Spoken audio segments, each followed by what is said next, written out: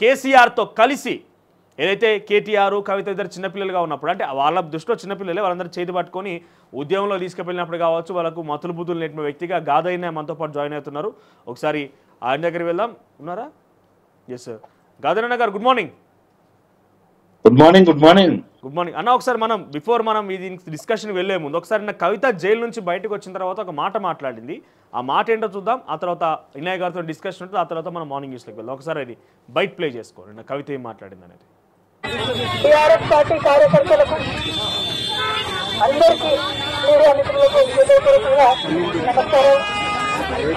18 సంవత్సరాలు నేను రాజకీయాల్లో ఉన్నాను. ఎన్నో ఎన్నికల్లో చూశాను. కానీ పర్సనల్ గా నాకైనా నా కుటుంబానికైనా ఒక తల్లిగా పిల్లల్ని వదిలి 5.5 నెలలు ఉండడం అన్నది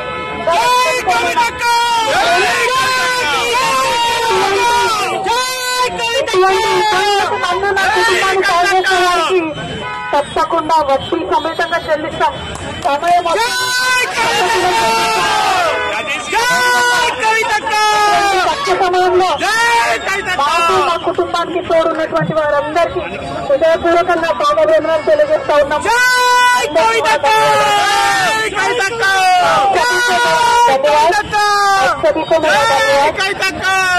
5.5 महीने के बाद आज फैमिली से, मेरे बेटे से, पति से, मेरे भाई से, सबसे मुझसे तेरा हम भावुक हो गए हैं. लेकिन इस स्थिति का ये जो రైట్, ఇది కవిత మాట్లాడిన మాటలు. ఏమంటుందంటే, నేను జైలుకు పోయినప్పుడు నా కుటుంబానికి నాకు అండగా నిలిచిన అందరికి కృతజ్ఞతలు తెలుపుతూ నన్ను రాజకీయ కక్షపూరితంగానే తీసుకెళ్లి జైల్లో వేసిర్రు. బయటికి వచ్చిన గదిగా నేను వడ్డీతో సహా చెల్లిస్తా. మరోవైపు నేను ఇప్పటికే మొండిదాన్ని మంచిదాన్ని సర్టిఫై చేసుకుంటుంది ఆవిడ. తర్వాత నేను ఇంకా జగమండిగా తయారైనా ఇక చూసుకుందాం అన్నట్టుగా మాట్లాడుతాను. సార్, ఇదేమైనా కూడా చాలా భావోద్వేగానికి అది గురైంది. ఎందుకు భావోద్వేగం గురిగారు? 165 రోజులు ఇటు హైదరాబాద్ వదిలేసి కొడుకుని, తండ్రిని, తల్లిని, అన్నని అందరిని వదిలేసి 165 రోజులు ఢిల్లీలోనే గడిపింది. 154 రోజులు సుమారుగా ఆవిడ అక్కడే ఉంది. 153 రోజులు జైల్లోనే ఉన్న, తిహార్ జైల్లోనే. పలుమారు అనారోగ్య పాలైంది, రకరకాలుగా అయింది. ఎస్, గాదినాయ్తో మాట్లాడదాం మనం. గాదినాయ్ గారు, నమస్తే. సో ఎట్లా చూస్తారు కవిత విడుదలపై మీ అభిప్రాయం ఏంటి? బయటకు వచ్చినాక ఇందాక మనం చూస్తాం కదా ఆడియోలో, తన మాటలను మీరు ఏ రకంగా చూస్తారు, ఎట్లా మీరు విశ్లేషిస్తారు? ముఖ్యంగా రాజకీయ కక్షతోనే తనని జైల్లో వేసిన మాటని మీరు ఏకీభవిస్తారా? అంటే ఇప్పుడు ఇంతకుముందు మీరు చెప్పినట్టు ఆరోపణలు రావడం అనేది, నేరాలు అనేవి ఏవైతే వాళ్ళ మీద నమోదు కావడం అనేది, అంటే మన ఐపీసీ సెక్షన్ల ప్రకారం ఉన్నటువంటి అనేక రకాలైనటువంటి ఈడీ కావచ్చు, సిబిఐ కావచ్చు, లేకపోతే ఇంకా అనేక రకాలైనటువంటి సంస్థల ద్వారా కావచ్చు, లేకపోతే పోలీస్ డిపార్ట్మెంట్ ద్వారా కావచ్చు, ఈ కేసులు నమోదు కావడం అనేది చాలా సర్వసాధారణమైన విషయమే. తర్వాత కోర్టులో వాళ్ళు ప్రొడ్యూస్ చేయడము, ఇప్పుడు కోర్టు వాళ్ళకి రిమాండ్ అండర్ ట్రయల్ గా యూటీ కింద జైల్లోకి పంపడం అనేది, సరే తిహార్ జైలా లేకపోతే అండమాన్ జైలా లేకపోతే ఇంకో జైలా అనేది పక్కన పెట్టినా కానీ, ఎవరైనా కానీ ఏదైనా ఒక ఆరోపణ ద్వారా కావచ్చు, లేకపోతే ఆధారాల ద్వారా కావచ్చు, లేకపోతే ఇంకా ప్రైమ్ ఆఫ్ అఫెన్స్ కి సంబంధించినటువంటి వాళ్ళ దగ్గర ఉన్న ఎంక్వైరీ రిపోర్ట్ల ద్వారా కావచ్చు, ఈ కేసులోనైతే ఇప్పుడు ఆల్రెడీ ఛార్జ్ షీట్ కూడా వేసింది. ఎఫ్ఐఆర్ కాదు ఇది.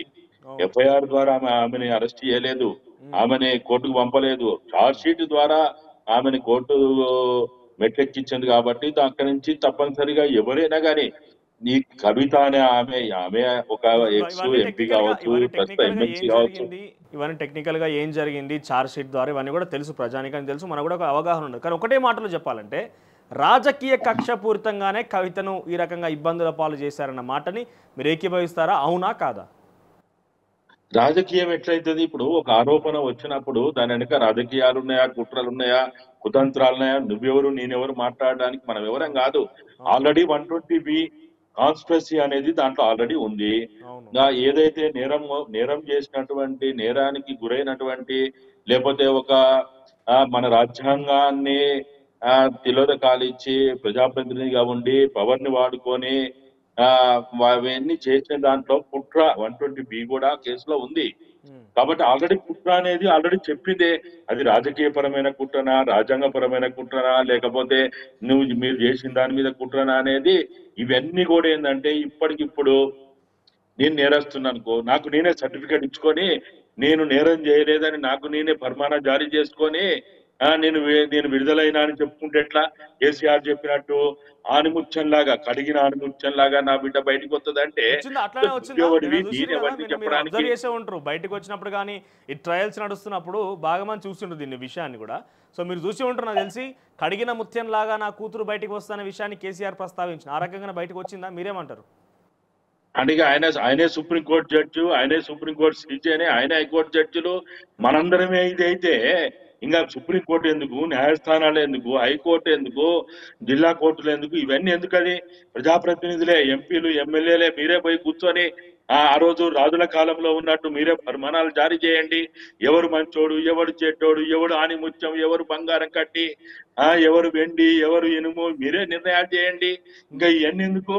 కాబట్టి ఇవన్నీ కూడా ఉత్తగా అసలు వీళ్ళు ఎట్లా ముఖ్యమంత్రులు అయ్యిండు, ఎట్లా మంత్రులు అయ్యిండు, ఎట్లా ఎమ్మెల్యేలు అయ్యిండు, ఎట్లా ఎంపీలు అయ్యిండు అనేది మనం ఆలోచించుకోవాలి. ఈ రోజు అసలు ఇవాళ ఆమె జగమొండా, మొండా, లేకపోతే వడ్డీతోటి చెల్లించదా, అవన్నీ ఆమె మోడీని ముట్టుకుంటుందా, అమిత్ షా జైల్లో నుంచి బయటకు వచ్చింది, న్యాయస్థానం అనుమతించింది, ఇవన్నీ ఒక ఎత్తు అయితే నేను జగమొండిగా మారిన వడ్డీతో సహా చెల్లిస్తా అనే మాటలు ఎట్లా చూడాలి మనం?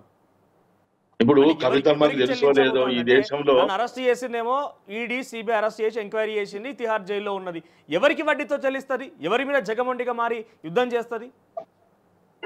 ఇప్పుడు మరి ఈడీ వాళ్ళని, సిబిఐ వాళ్ళని, లేకపోతే ఎంక్వైరీ ఆఫీసర్లందరినీ చంపుతుందేమో, మరి వాళ్ళందరి మీద ఏమైనా యాక్షన్ తీసుకుంటదేమో.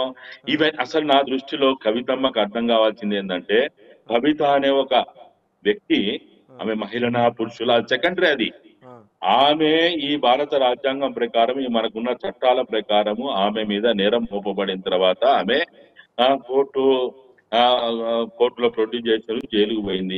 ఈ రోజు ఆమె మాట్లాడాల్సింది ఏంటంటే, నేను ఒక మహిళగా అయినా కావచ్చు, లేకపోతే ఒక పార్టీ కార్యకర్త కావచ్చు, ఒక ప్రజాప్రతినిధిగా కావచ్చు, నా మీద మోపబడినటువంటి ఆరోపణలను నేను కోర్టు ద్వారా, న్యాయస్థానాల ద్వారా నేను నిర్దోషిగా, దోషి అయితే దోషి, నిర్దోషి దోషిగా నేను నిరూపించుకుంటానని మాట్లాడితే అది ప్రజాప్రతినిధికి ఉండే ఒక విచక్షణ అనుకుంటారు.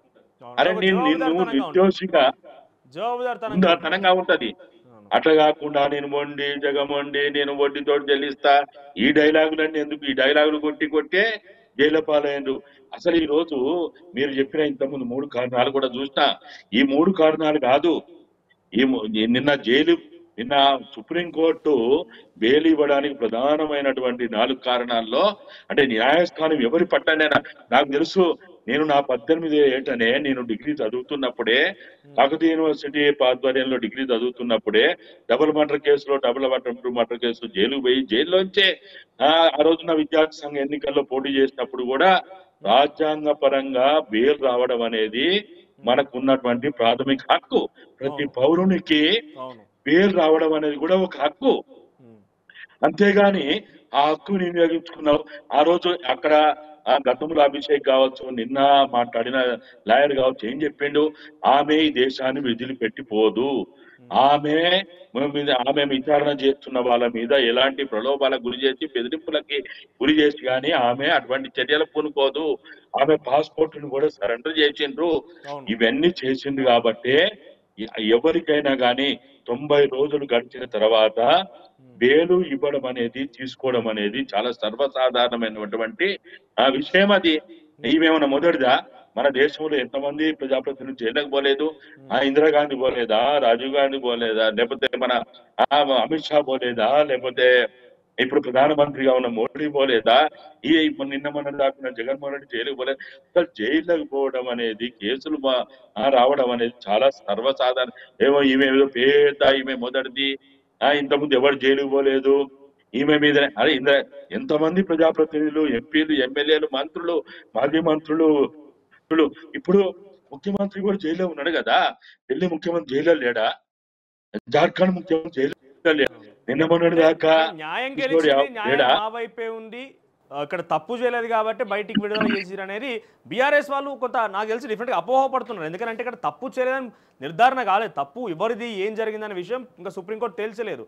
తనకు ఒక మహిళగా తనకు ఉండాల్సిన హక్కు ఉంది. మీరు అన్నట్టుగా ఇందాక చెప్పినట్టుగా రైట్ టు లివ్, జీవించే హక్కు ఉంది కాబట్టి విడుదల చేశారు బయటికి. ఆ ఒక్క అంశం మాత్రమే పరిగణలో తీసుకోవాలి. కానీ పూర్తిగా న్యాయం గెలిచిన రకంగా వాళ్ళు మాట్లాడుకొస్తున్నారు. ఇక వాళ్ళకి ఏం చెప్తారో వాళ్ళ ఇష్టం. కానీ ఇక్కడ విషయం చూస్తే అయితే ఇంకొక చర్చ, ఇటు కేసీఆర్ ఎంత మొండి అనంటే తన కూతురు ఏకంగా జైల్లో ఉన్నా కూడా కలిసి రాలేదు ఇంతవరకు, కనీసం దాని గురించి ప్రస్తావన తీసుకురాలేదు. ఒక్కసారైనా వెళ్ళి అక్కడ కలవలేకపోయారన్న ఒక చర్చ ప్రారంభమైందంటే కేసీఆర్ రాజకీయం కోసం పిల్లల్ని కూడా కొంత పక్కన పెడతారని ఒక చర్చ నిన్నటి నుంచి మొదలవుతున్నది, నిన్న తన విడుదలప్పటి నుంచి కూడా. ఎట్లా చూడాలి మీరు? చాలా అత్యంత సన్నిహితంగా కేసీఆర్తో మెలిగిర్రు, ఆయనతో పాటు కలిసి ప్రయాణం చేసిర్రు. ఆయన పిల్లలకు దూరంగా ఉండడమో లేకపోతే శోభోదనకి కొంత దూరంగా ఉండడమో ఇవన్నీ కూడా చాలా సర్వసాధారణం. ఈయన కొత్త ఏం కాదు.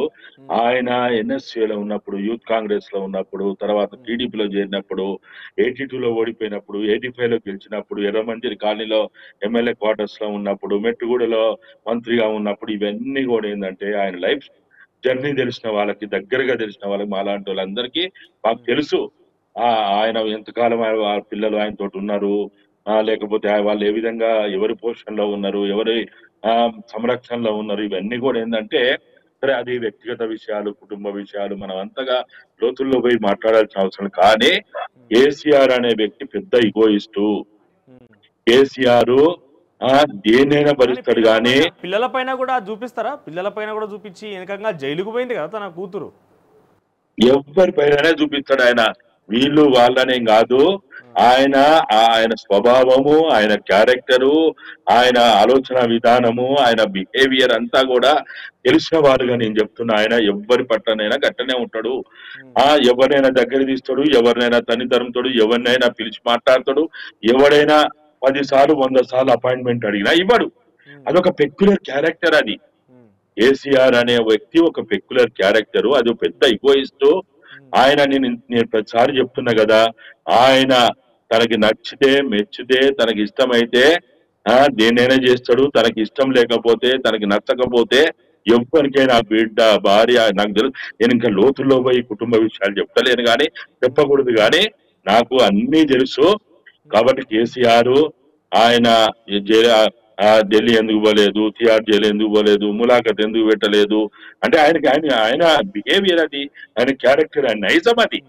కాబట్టి ఆ చర్చలకు మనం పోకుండా చెప్పండి. గతంలో మీ దగ్గరనే ఒక మాట విన్నా, గతంలో తొలివేలుతో మీరు మాట్లాడినప్పుడు కూడా చాలా సార్లు చెప్పారు, కేసీఆర్ కి నిజమైన వారసులు అనేటి ప్రస్తావన వస్తే కవిత, కేటీఆర్ విషయంలో గతంలో మీతో పాటు పంచుకున్నారంటగా మీరు ఒక మాట నాకు చెప్పారు. మీకు గుర్తుందో లేదు బహుశా. కేసీఆర్ వారసులు ఎవరు, కవితనా కేటీఆర్? ఆయన నాకు పరిచయమైనప్పటి నుంచి, నాకు దాదాపుగా 1999లో ఆయన మెట్టుగూడలో ఉన్నప్పటి నుంచి, నేను తెలంగాణ ఉద్యమం, దగాబడ్డ తెలంగాణ పుస్తకాలు రాసి ముందుకు పోయినప్పటి నుంచి నాకు పరిచయం అయ్యిండు. అప్పటి నుంచి నేను ఆయనతో కలిసి ఉన్న, దగ్గరగా కొన్ని వేల గంటలు, లక్షల గంటలు ఒక మంచంలో పండి, ఒక డైనింగ్ టేబుల్, నేను తినకపోతే ఆయన తినకపోతే, ఆయన తినకపోతే నేను, మా ఇద్దరిని పార్టీలు రామలక్ష్మణులు అనేది. ఆ విధంగా కవితమ్మ పెళ్లి విషయంలో కూడా అనేక సంబంధాలు చూసిన వాళ్ళు నేను ఒకరిని. కాబట్టి ఆమె అమెరికాలో కాలిరిగి ఆ ప్రమాదానికి గురయ్యి హైదరాబాద్ తీసుకొచ్చి ఆపరేషన్ చేయించి, ఆమె వివాహ వేడుకలు, వివాహ సందర్భంలో కూడా నేను దగ్గరగా ఉన్నా. కాబట్టి ఒక కుటుంబ సభ్యునిగా నేను ఉన్న పరిస్థితులలో ఆయన నాకు పదే చెప్పింది ఏంటంటే, కవిత చాలా మొండిది, కవిత భవిష్యత్తు చాలా గొప్పగా ఉంటది, నా వారసురాలు కవితనే అవుతుంది.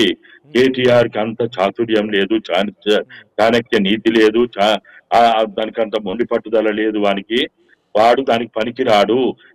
కవిత, ఎందుకంటే కవిత గురించి నాకు ఎన్ని విషయాలు చెప్పిండో నేను అన్ని విషయాలు మీడియా ముందు చెప్పలేను. కానీ మాట నిజమే, అది నిజంగా నేను ఇంకా ఆలోచన చేసి ఉంటే కనుక, కుటుంబంలో కనుక ఒక నేపథ్యం ఏర్పడి రాజకీయంగా నువ్వు అనే తలపడితే కేసీఆర్ కవిత వైపే ఉంటాడు. అయితే ఖచ్చితంగా అంటే మీరు అన్నట్టు తిహార్ జైలు ఎందుకు పోలేదంటే కేసీఆర్ తెలుసు, అది చాలా మొబ్బని భయపడు. నేను ఇంకో విషయం చెప్పు, కవిత ఈ 5 నెలల కాలంలో జైల్లో ఉన్నప్పుడు 2 నెలల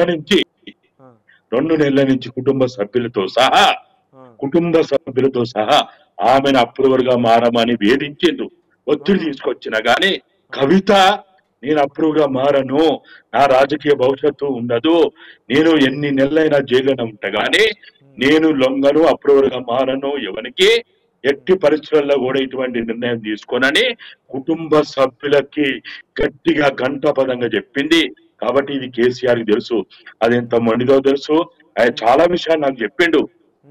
ఆమె చిన్నప్పటి నుంచి చదువుకున్నప్పటి నుంచి అమెరికా పోయినప్పుడు కానీ ఇంకా దానికి ముందు జరిగిన అమెరికా పోయిన తర్వాత జరిగిన విషయాలు కానీ అవన్నీ నాకు చాలా పూసగుచ్చినట్టు చెప్పిండు. కాబట్టి ఆమె మొండితనం తెలుసు, ఆమె గట్టిగా ఉండేది తెలుసు. కొత్తగా అంతర్గతంగా కుంపులాటో లేకుంటే కుంపటో మొదలైతే పై చేసి సాధించే అవకాశం ఉంటుంది కేసీఆర్ సపోర్ట్ తోని.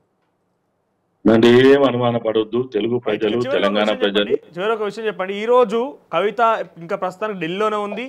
మరి కాసేపటి అక్కడ ఢిల్లీలో ఒక మీడియా సమావేశం ఏర్పాటు చేస్తారట. ఆ సమావేశంలో మరి ఏం మాట్లాడుతూ చూడాలి. ఆ తర్వాత అక్కడి నుంచి నేరుగా హైదరాబాద్కి ప్రత్యేక విమానంలో అందరూ పోయిన వాళ్ళందరూ ఉన్నారు కదా, ఎమ్మెల్యేలు మాజీ మంత్రులు అందరూ తిరిగి వచ్చినాక శంషాబాద్ నుంచి ఘన స్వాగతం ఉండబోతుందంట. పెద్ద ఎత్తున ర్యాలీతో తనని బీఆర్ఎస్ భవన్కి తీసుకొచ్చి అటు మీదుగా ఫామ్ హౌస్కి పోద్దంట. సో ఈ ఘన స్వాగత ర్యాలీలు అనేది విషయాన్ని పెద్ద ఎత్తున చర్చకు తీసుకొస్తున్నారు. చాలామంది కూడా ఏం చేసింది ఆమెకు ఇంత ఘన స్వాగతాలు అవసరమా అని అంటున్నారు. సో మీరేం చెప్తారు? ఒక నాయకురాలుగా తమ అభిమానులు చేయడం తప్పేమని ఉన్నదా? ఇప్పుడు ఆమె కేసులు ఇరుక్కోవడం కానీ, ఆమె తప్పు చేయడం కానీ, ఆమెని కోర్టుకు ఎక్కడం కానీ, జైలుకు పోవడం కానీ, విచారణ జరగడం కానీ, రేపు భవిష్యత్తులో ఈ ఆరోపణలన్నింటినీ కోర్టు ద్వారా ఆమె లాయర్ల ద్వారా కావచ్చు, ఆమె న్యాయస్థానాల ముందు వాదించుకొని ఆమె నిర్దోషిగా బయటికి వచ్చినా గానీ, ఇప్పుడు మీరు అన్నారు ఇంతకుముందు కూడా, గెలిచిన ప్రతిదీ ధర్మం కాదు, ఓడిన ప్రతిదీ అధర్మం కాదు. కాబట్టి ఈ వ్యవస్థలో గెలవడం ఓడడం అనేది చాలా సర్వసాధారణమైన విషయమే. అంటే జైలు పోయినప్పుడు ధర్మం గెలిచింది, బయటకు వస్తే ధర్మం గెలిచింది అని మాట్లాడితే అప్పుడు కొంతమంది ఏమో ధర్మం గెలిచింది అన్నారు, ఇప్పుడు కొంతమంది అంటారు వీరు అసలు ఈ ధర్మము, న్యాయము, సత్యము, అధర్మము ఇవన్నీ కూడా ఏంటంటే మనం మాట్లాడుకునే విషయాలు. మీరు అన్నట్టు ఈరోజు ఆమె ఇలా అక్కడి నుంచి ప్రైవేటు విమానంలో వచ్చిన, ఎయిర్పోర్ట్ నుంచి ఇంటికి ఆమె ఏనుగులు, గుర్రాలు, గాడిదలు, లేకపోతే ఇంకా ఇతరత్ర గజమాలలు, మన్ను, మచానం, అసలు ఇవన్నీ అవసరమా? ఇవన్నీ అవసరం లేదు. ఇవన్నీ కూడా ఏంటంటే వాళ్ళ యొక్క ఇప్పుడు మనం చూస్తుంటాం చూడు, చేతగానోడు ఎక్కువ భజన చేసుకుంటాడని, అట్లా ఉంటది ఇవన్నీ కూడా. ఇప్పుడు మీరు ప్రజలకు కావాల్సింది ఏంటి? తెలంగాణ ప్రజలకు కావాల్సింది ఏంటి? తెలంగాణ సమాజం ఏం కోరుకుంటున్నది? తెలంగాణ ప్రజలు ఏం కోరుకుంటున్నారు? ఉద్యమకారులు ఏం కోరుకుంటున్నారు? అమరవీరుల కుటుంబాలు ఏం కోరుకుంటున్నాయి? తెలంగాణ విద్యారంగం ఏంది? వైద్య రంగం ఏంది? వ్యవసాయ రంగం ఏంది? ఉపాధి రంగం ఏంది?